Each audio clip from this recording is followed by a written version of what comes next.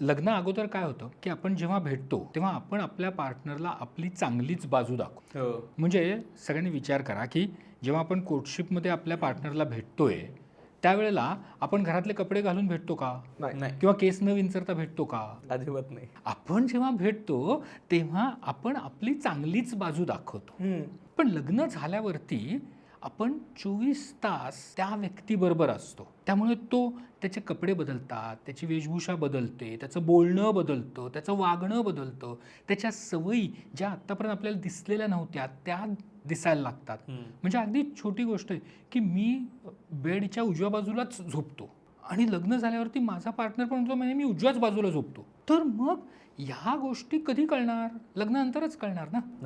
त्यावेळेला मग अडचणी निर्माण व्हायला सुरुवात की हे आपण गृहीत धरतो की हा व्यक्ती जर का असा दिसणार आहे तर तो असा वागणार आहे. पण तसं नसतं.